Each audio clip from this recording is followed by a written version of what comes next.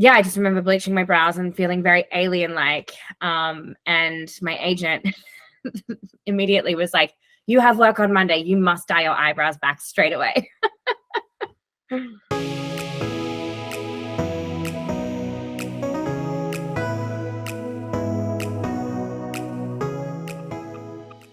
Hi, my name's Jennifer Atilémile. I'm a model, and today we're going to have a quick look at a few of my photos from my Instagram account.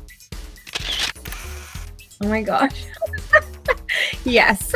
I think it was like my first or second year of university, and we went out to like a cocktail bar in Melbourne. I don't know what filter it was, but it was when Instagram first started. So we were like very, very cool with our filters and everything. I thought it was so artsy.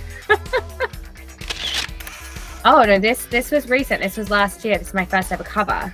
So shot that in Australia with the photographer that I shot my first campaign with. So it was a beautiful full circle moment. I mean, it's something that you dream of. Every model wants to be on a cover of a magazine. So it was just very exciting.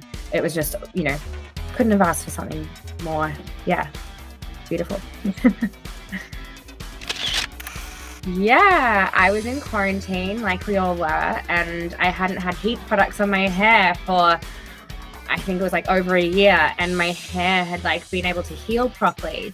And I grew my hair out and suddenly it was curly, and I was like, wait, this has been my hair my whole life and I've only just really noticed it. It was very cool. It was challenging. It was really challenging, like to not have work. There was definitely a moment that I wrote down an Excel document my finances, and I was like, do I come back to Australia and move back in with my parents, or do I stay in New York? And I stayed in New York, and I'm so grateful that I did, but it was definitely a very like, I don't know what I'm doing moment. Oh, that's my Sports Illustrated. So that was the first photo that I was allowed to publish from like the big release of Sports Illustrated. It's like one of my many rookie images for 2023, which is such a crazy thing to even come out of my mouth. But I mean, it's the most iconic, even to be in the pages alongside these incredible women. It just makes me really excited to see what is coming next for me. Yeah, I mean, that was a first. I was the first Australian curve model to ever be featured in Victoria's Secret. I mean, that iconic is all that I can say. It's just, I never thought growing up in Australia, just like the state of the world, that, curve girls would be able to be Victoria's Secret models, and I'm now one. So then tick that off my bucket list and, shoot for a new big goal.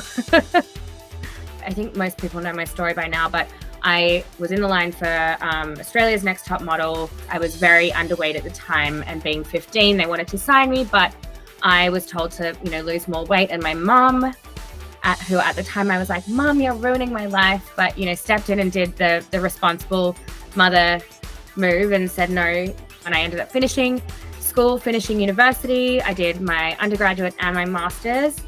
And then I kind of fell into modeling in that sense after, I felt comfortable with my body and comfortable with being able to share that, I guess, with the world. I have a love-hate relationship with social media. I think most people do. I can really see how damaging it is for the younger generation, and even for my generation. We grew up with magazines blasting diet culture in our faces, and now we've got Instagram and filters and body morphing things for young people to compare themselves to. But there's a really beautiful side of Instagram that connects people. So it really offers like opportunity. It allows me to keep in touch with my family back home, my friends in other countries. So there's a real beautiful aspect of bringing people together in community, and take breaks when you need to.